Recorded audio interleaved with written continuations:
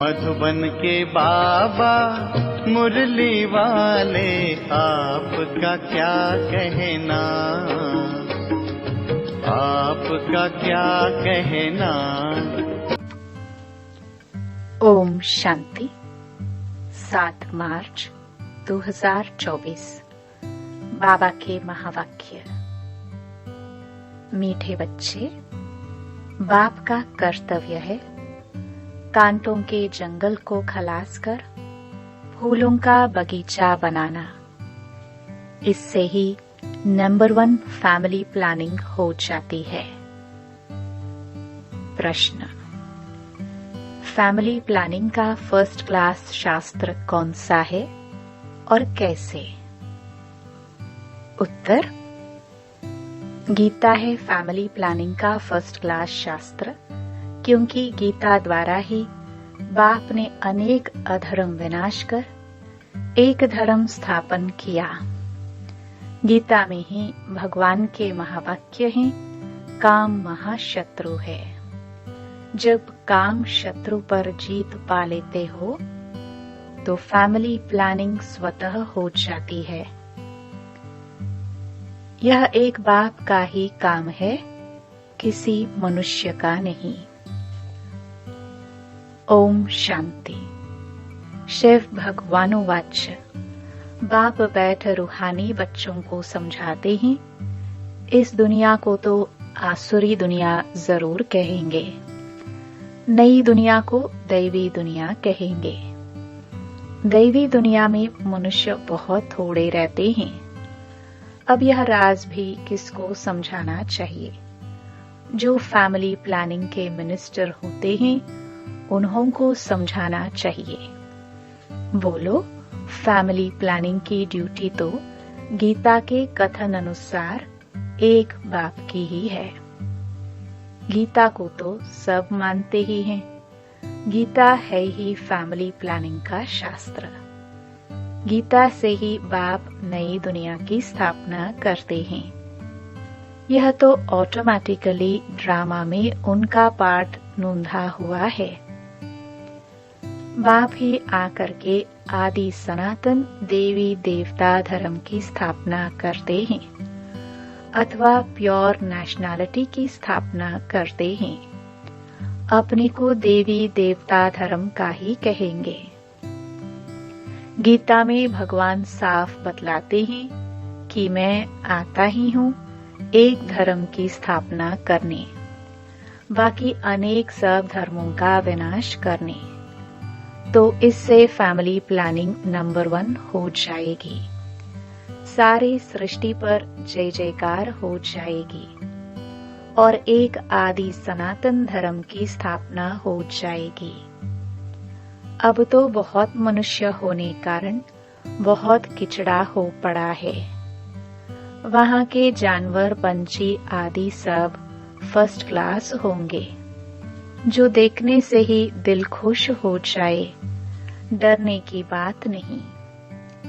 बाप बैठ समझाते हैं, तुमने मुझे बुलाया ही इसलिए है कि आकर फैमिली प्लानिंग करो, अर्थात पतित फैमिलीज को वापस ले जाओ, पावन फैमिली की स्थापना करो।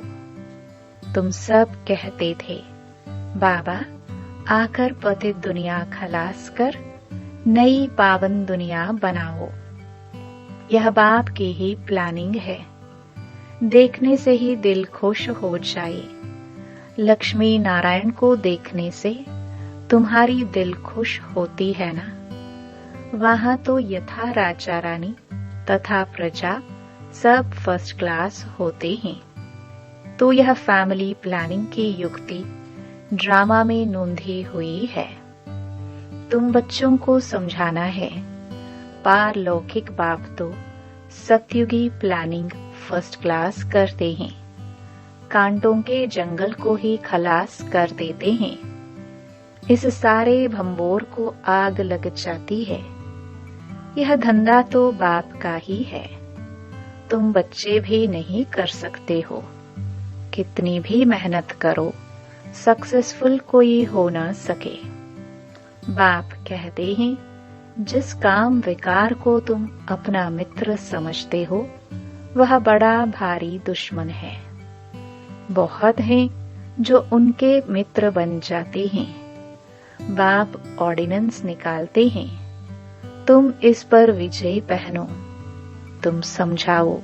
बाप कहते हैं काम महाशत्रु है। विचारों को पता ही नहीं कि फैमिली प्लानिंग कैसे हो रहा है। यह तो कल्प कल्प बाप करते हैं ड्रामानुसार, फिर यह होना ही है। सतयुग में बहुत थोड़े मनुष्य होते हैं, इसमें फिक्र की कोई बात नहीं।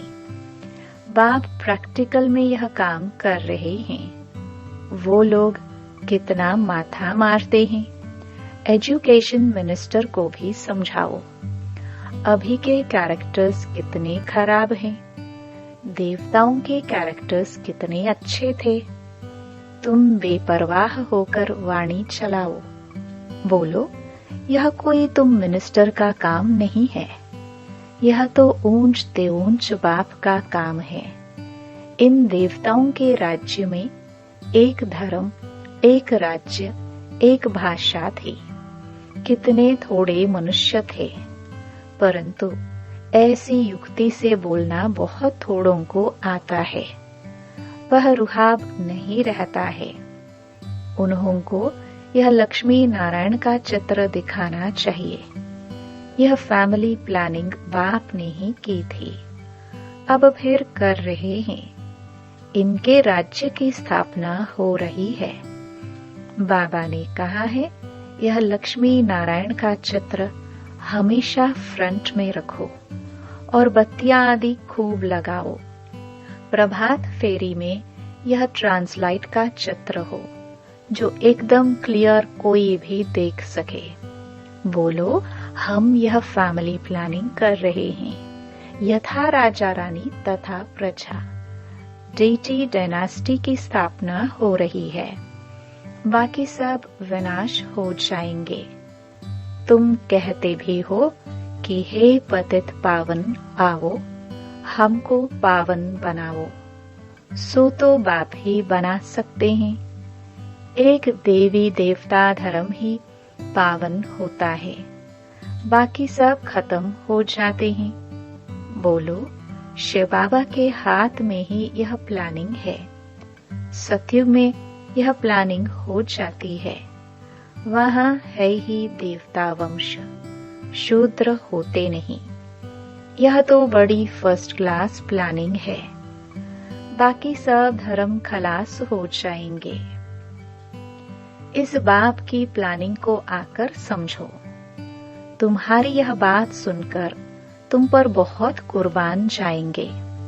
यह मिनिस्टर आदि निर्विकारी प्लानिंग बना कैसे सकेंगे। बाप जो ऊंच ते ऊंच भगवान है, वह आते ही हैं यह प्लानिंग करने। बाकी सब अनेक धर्मों को खलास कर देते हैं। यह बात है ही बेहद के बाप के हाथ में। पुरानी चीज को नया बना देते हैं। बाप नई दुनिया की स्थापना कर पुरानी का विनाश कर देते हैं। यह ड्रामा में नोंद है, समझाना चाहिए। बहनों और भाइयों, इस सृष्टि चक्र के आदि मध्य अंत को तुम नहीं जानते हो। बाप बतलाते हैं सतयुग आदि में न इतने मनुष्य होते हैं, न फैमिली प्लानिंग आदि की बात ही करते हैं। पहले तुम सृष्टि के आदि मध्य अंत को आकर समझो। सदगति दाता बाप ही है। सदगति अर्थात सतयुगी मनुष्य। पहले पहले यह देवी देवता बहुत थोड़े थे। फर्स्ट क्लास धर्म था। बाप फूलों की फर्स्ट क्लास प्लानिंग बनाते हैं। काम तो महाशत्रु है। आजकल तो इनके पिछाड़ी प्राण भी दे देते हैं। कोई की किसके साथ दिल होते हैं। माँ बाप शादी नहीं कराते हैं तो बस घर में ही हंगामा मचा देते हैं। यह है ही गंदी दुनिया। सब एक दो को कांटा लगाते रहते हैं। सतयुग में तो फूलों की वर्षा होती है। तो ऐसे ऐसे विचार सागर मंथन करो। बाबा इशारा देते रहते हैं, तुम इनको रिफाइन करो। चित्र भी भिन्न भिन्न प्रकार के बनाते हैं। ड्रामानुसार जो कुछ होता है वह ठीक है। किसको समझाना भी बहुत सहज है। सबका ध्यान बाप की तरफ खींचवाना है। बाप का ही यह काम है। अब बाप ऊपर में बैठा हुआ यह काम करेगा नहीं। कहते भी हैं जब जब धर्म की ग्लानि होती है, आसुरी राज्य होता है, तब तब आकर इन सबको खलास कर दैवी राज्य की स्थापना करता हूँ। मनुष्य तो अज्ञान की नींद में सोए पड़े हैं। यह सब विनाश हो जाएगा। जो निर्विकारी बनते हैं उनकी ही फैमिली आकर राज्य करती है। गायन भी है, ब्रह्मा द्वारा स्थापना। किसकी? इस फैमिली की। यह प्लानिंग हो रही है। ब्रह्मा कुमार कुमारियां पवित्र बनते हैं तो उन्हों के लिए जरूर पवित्र नई दुनिया चाहिए। यह पुरुषोत्तम संगम युग बहुत छोटा है। इतने थोड़े समय में कितनी अच्छी प्लानिंग कर देते हैं। बाप सबका हिसाब किताब चुकतो कराए अपने घर ले जाते हैं। इतना सारा खिचड़ा वहां नहीं ले जाएंगे, छी आत्माएं जा ना सके। इसलिए बाप आकर गुलगुल बनाकर ले जाते हैं। ऐसी ऐसी बातों पर विचार सागर मंथन करो। तुम रियलाइज करते रहते हो। बाप कहते हैं, मैं एक धर्म की स्थापना कराने तुमको रिहर्सल करा रहा हूँ। यह फैमिली प्लानिंग किसने की?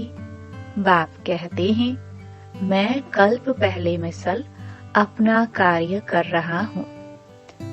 पुकारते ही हैं, पतित फैमिली से बदलकर पावन फैमिली स्थापन करो। इस समय है पतित। शादियां पर लाखों खर्चा करते हैं। कितना शाद माना करते हैं और ही पावन से बदल पतित बन जाते हैं।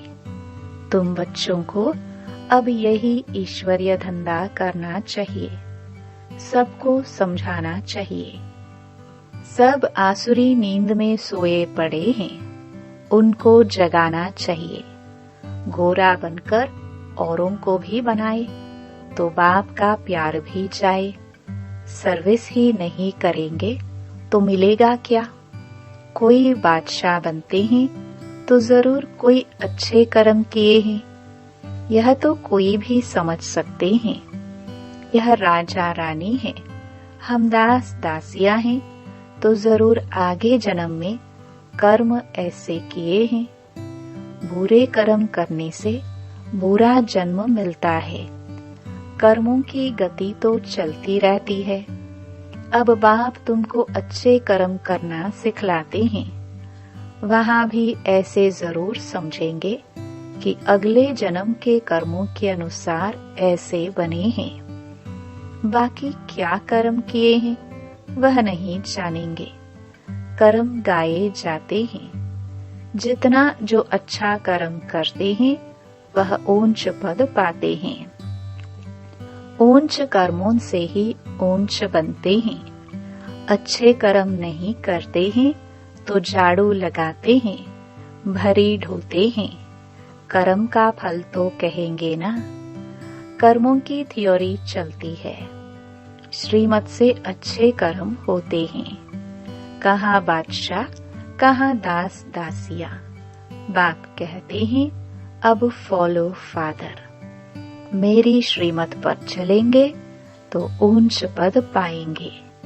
बाप साक्षात्कार भी कराते हैं। यह मम्मा बाबा बच्चे इतने ऊंच बनते हैं, यह भी कर्म है ना।